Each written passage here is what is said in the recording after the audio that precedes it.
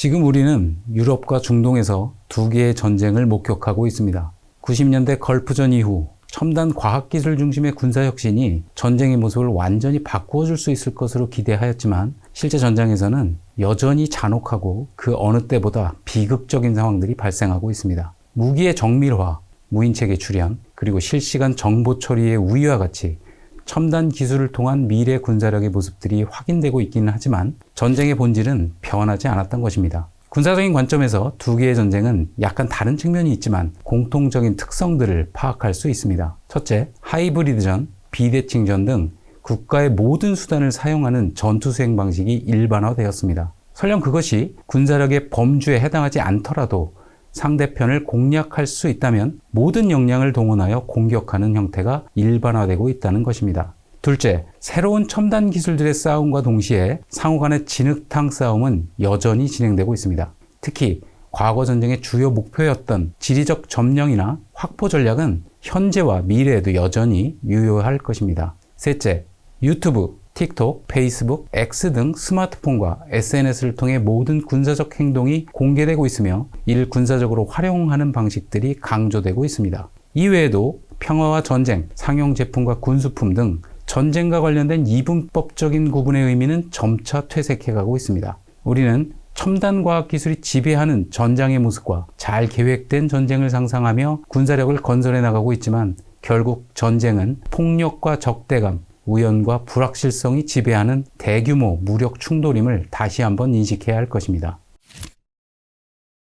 두 개의 전쟁에서 우리가 배워야 하는 첫 번째 교훈은 대규모 지상전투의 중요성입니다. 따라서 일정 규모의 상비병력, 그리고 숙련된 예비병력의 보유는 필수가 되었으며 지상에서의 지속적인 전투력 창출 능력이 전쟁 승리의 핵심이 될 것입니다. 특히 도시전투의 중요성은 반드시 각인되어야 합니다. 두 개의 전쟁에서 공통적으로 확인할 수 있는 것 중 하나는 도시 지역이 주요 전장이었다는 것이었습니다. 이러한 특성은 우리 군에게 다음과 같은 군사력 운용의 시사점을 제시하고 있습니다. 먼저 메가시티 작전의 준비는 필수 불가결한 조건이 될 것입니다. 특히 그동안 고려하지 못했던 도시 지역에서의 근접 항공 지원 작전, 그리고 대도시 지하시설을 고려한 전투 수행 방식 등 도시에 특화된 작전에 대한 개념과 훈련이 필요해졌습니다. 다음으로 지속적인 지상 전투력 창출 수단을 확보하는 것이 중요해졌습니다. 전쟁의 장기화에 따른 승리는 결국 누가 지속적으로 전투력을 창출할 수 있는가에 달려 있습니다. 따라서 정밀 유도무기 등 첨단 무기 체계와 함께 일반 목적용 탄의 대규모 생산 능력은 물론 군수물자의 글로벌 공급이 원활히 유지될 수 있도록 외교적 노력이 병행되어야 할 것입니다. 두 번째 교훈은 드론과 같은 무인 체계의 전장 활용이 일반화되었다는 것입니다.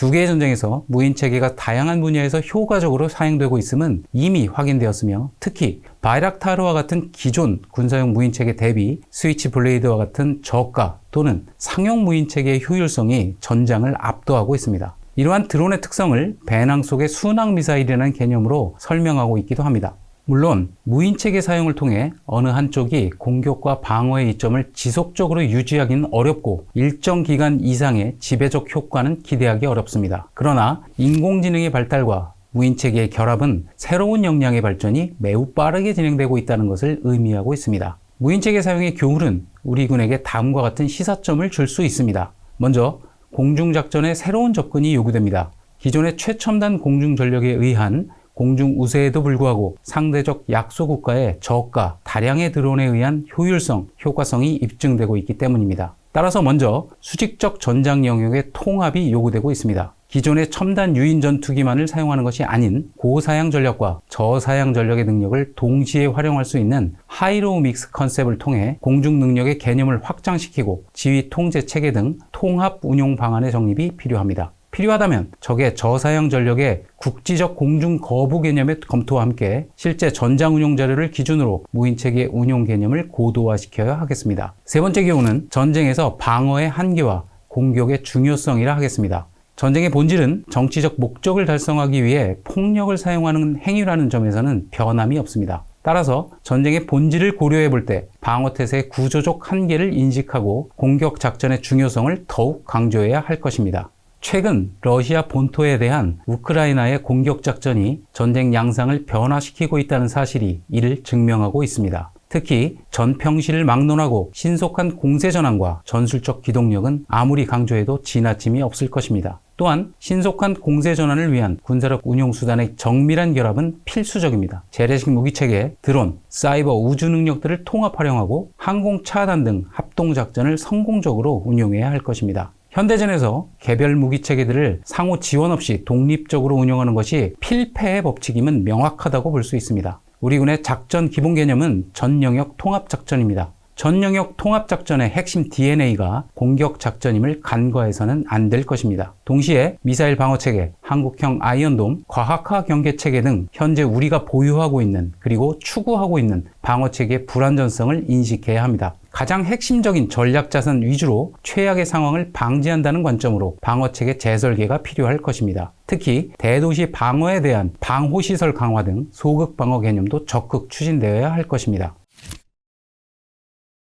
실제 진행 중인 전쟁은 이론적인 개념과 계획 그리고 워게임상에서 나타나지 않는 미래 전쟁의 통찰력을 제공해 줄 수 있습니다. 유럽과 중동에서 발생한 두 개의 전쟁은 우리에게 매우 중요한 교훈들을 제시하고 있으며 이러한 교훈을 통해 실패의 확률을 줄여나가야 하는 것이 우리 군의 과제가 될 것입니다. 유럽과 중동에서 벌어지고 있는 상황에서 우리는 대규모 도시 전투에 대비해야 하고 드론의 효과적 활용을 준비해야 하며 방어체계에 한계가 있다는 것을 확인할 수 있었고 이를 통해 한반도에서 발생 가능한 미래 전쟁에 대비해야 한다는 교훈을 얻을 수 있었습니다. 한국군은 전 세계적으로도 상당히 우수한 군사력을 보유하고 있지만 군사력 운용의 측면에서 보면 늘 하던 대로만 하는 특정한 관성이 존재하고 있지는 않은지 돌이켜볼 필요가 있습니다. 이를 위해 먼저 실제 진행 중인 전쟁이 우리가 생각하는 미래 한반도 전쟁 성격과 어느 정도 격차가 있는지 반드시 점검해 봐야 할 것입니다. 우리는 국방혁신 4.0 등 미래의 전쟁을 준비하기 위한 노력을 게을리하지는 않지만 실제 발생하고 있는 전쟁의 성격을 명확히 인지하고 필요하다면 우리의 계획을 세부적으로 조정함으로써 어떠한 상황에서도 군사력의 유용성을 유지할 수 있도록 노력해야 할 것입니다. 감사합니다.